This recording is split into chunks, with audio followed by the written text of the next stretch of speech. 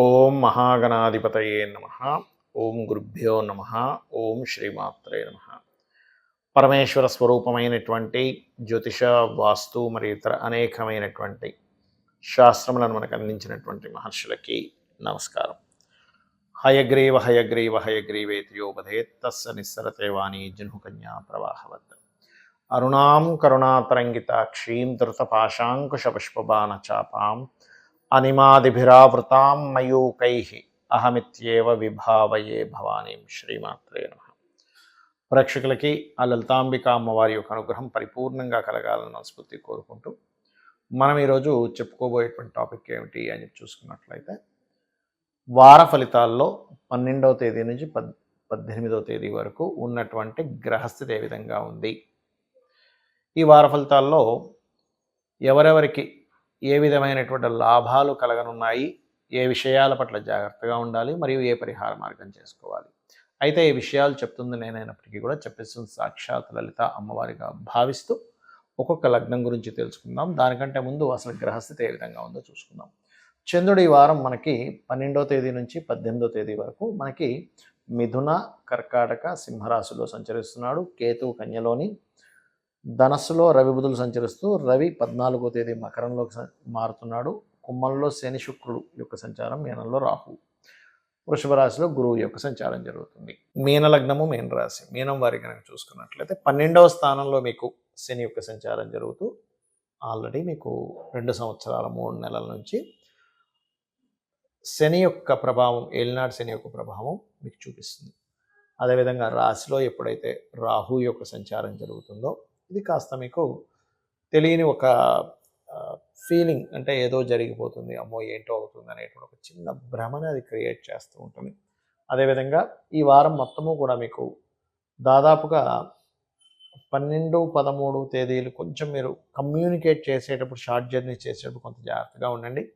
కానీ ఇక్కడ మీకు 14, 15, 16, 17, 18 5 రోజులు మీకు రావాల్సిన ధనం మీద కనుక మీరు దృష్టి సాధించినట్లయితే ఖచ్చితంగా మీకు ధనం రావడం జరుగుతుంది. అలాగే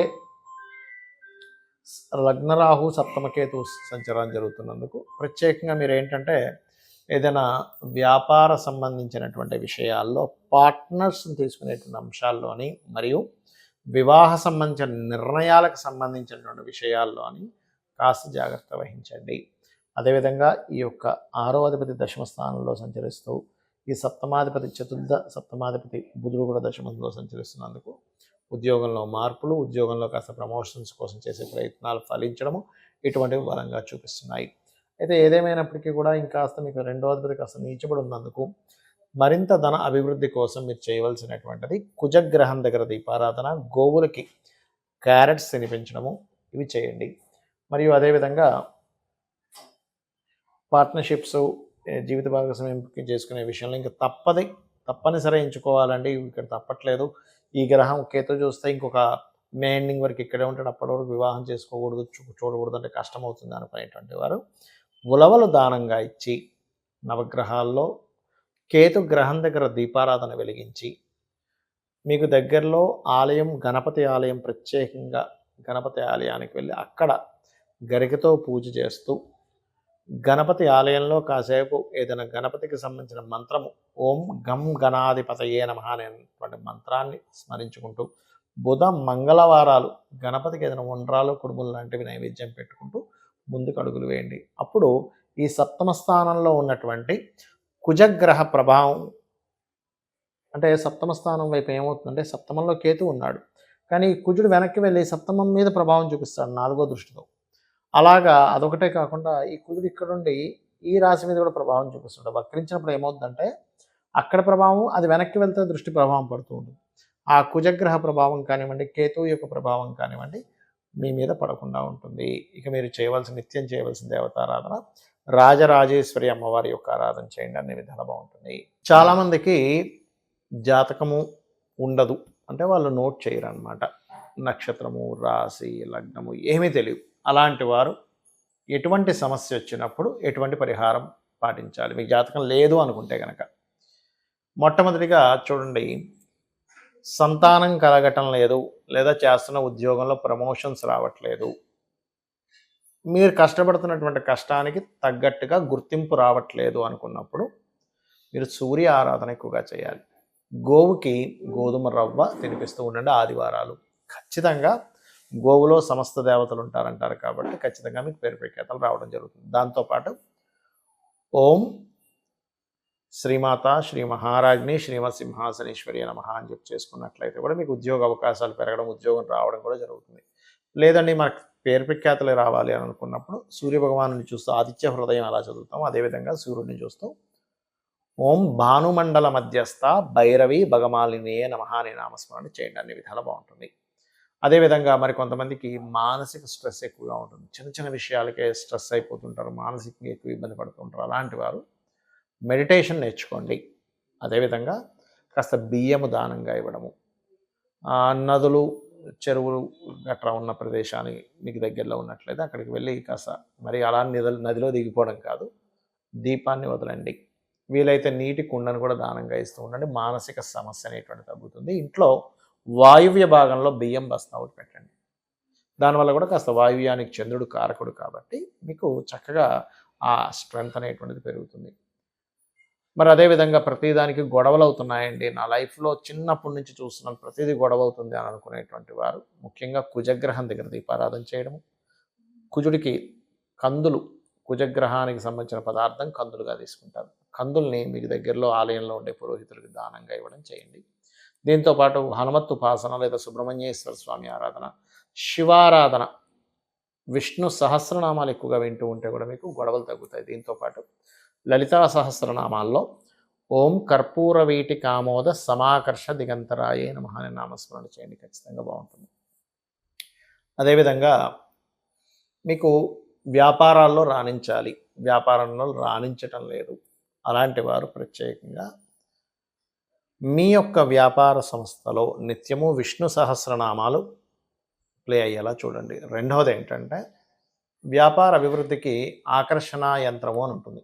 దాన్ని ఏదో మార్కెట్లో దొరికింది కదా అని ఇంత యంత్రం తెచ్చేసుకొని పెట్టుకుంటే కాదు. దాన్ని సరైన పద్ధతిలో కనుక బీజాక్షర సహితంగా యంత్రం ఉన్నది కనుక మీకు మీ గోత్రనామాలతో దానికి జపం చేసే శక్తిని చేకూర్చి గనక మీరు మీ యొక్క వ్యాపార సంస్థలో పెట్టుకున్నట్లయితే ఖచ్చితంగా మీకు కలిసి వస్తుంది దానివల్ల. అలాగే చూడండి కొంతమందికి గురుబలం ఉండదు అంటూ ఉంటారు. అటువంటి వారు ప్రత్యేకంగా చేయవలసినటువంటిది గురుగ్రహ జపము లేదా గురుగ్రహం దగ్గర దీపారాధన చేయడము, గోసేవ చేసినట్లయితే కూడా గురుబలం పెరుగుతుంది. శనగలు దానంగా ఇవ్వండి. మరియు వివాహం అవ్వటం లేదు లేదా కొంతమందికి మనీ ప్రాబ్లమ్స్ వస్తుంటాయి. ఎందుకు మనీ ప్రాబ్లం వస్తుంది అంటే మీ యొక్క జాతక చక్రంలో 2వ స్థానం పాడై ఉంటుంది. అలాంటప్పుడు లక్ష్మీదేవి అనుగ్రహం తక్కువగా ఉంటుంది వారికి. అలాంటప్పుడు లక్ష్మీ యంత్రము అని ఒకటి ఉంటుంది. లక్ష్మీ యంత్రాన్ని పెట్టుకొని మీరు నిత్యము పూజ చేసినట్లయితే కూడా దానికి కూడా సేమ్ మీ గోత్రనామాలు దానికి సంబంధించిన పర్ఫెక్ట్ యంత్రాలు మార్కెట్లో దొరికేటువంటివి అంత పర్ఫెక్ట్గా ఉండవు. పర్ఫెక్ట్ యంత్రం దానికి జపాన్ని దారపోసి శక్తిని దారపోసి కనుక మీరు చేసినట్లయితే, ఎందుకంటే నాకు తెలిసిన చాలామందికి నేను అది చెప్పినప్పుడు వాళ్ళు తీసుకొని చేసినప్పుడు వాళ్ళు చాలా మంచి రిజల్ట్స్ కూడా వాళ్ళు చూశారు. యాక్చువల్గా చెప్పాలంటే అంటే లైఫ్లో అంటే ఉన్న స్టెప్ నుంచి కొంత వెళ్తారు. అదేదో నేను ఒకటేసారి కోట్లు సంపాదిస్తారని మాత్రం నేను చెప్పను. ఎందుకంటే ఏదైనా సరే మన శాయశక్తిలో మనం ప్రయత్నం చేస్తుండాలి, దేవతానుగ్రహం కూడా ఉండాలి. అది చేయండి. అలాగే మరొకటి ఏంటంటే లలితా సహస్రనామాల్లో ఓం సంపత్కరీ సమారూఢ సింధుర వ్రజ సేవితాయ నమః. అంత స్తోమత లేదు యంత్రం పెట్టుకొని ఇప్పుడు నేను చేయలేనండి అనుకునేవారు సింపుల్గా ఈ మంత్రంతో కూడా మీరు చేసుకోవచ్చు హ్యాపీగా. అలాగే శని బాధలు ఎక్కువగా ఉన్నాయి, అన్నీ లేట్ అవుతున్నాయి అనుకునేటువంటి వారు గోవుకి బెల్లం తినిపించడము, లలితా సహస్రనామాల్లో అనాకలిత సాదృశ్య చుబుక శ్రీ విరాజితాయ నమః అనే మంత్రం చేయడం చేయండి. భయాలు ఎక్కువగా ఉన్నాయనుకునే వారు దుర్గానామాన్ని, ప్రతిదీ ఆటంకం కలుగుతుంది అనుకునేటువంటి వారు గణపతిని ఎక్కువగా భక్తి శ్రద్ధలతో గనక ఆరాధించినట్లయితే మీకు ఉండేటువంటి ఆ దోషాలు అనేవి పూర్తిగా తగ్గుతాయి. అదేవిధంగా ఎప్పుడు కూడా ప్రతిసారి కూడా మనం ఏదో అవుతుందంటే ఏలినాడు శని వల్ల అవుతుంది, అష్టమ శని వల్ల అవుతుంది, అర్ధాష్టమ శని వల్ల అవుతుంది అన్నట్టు కాకుండా మీ జన్మజాతకంలో అసలు ఏ గ్రహం ఎక్కడ ఉండి ఎటువంటి రిజల్ట్ ఇస్తుంది అనేది చాలా ముఖ్యమైనటువంటి అంశం.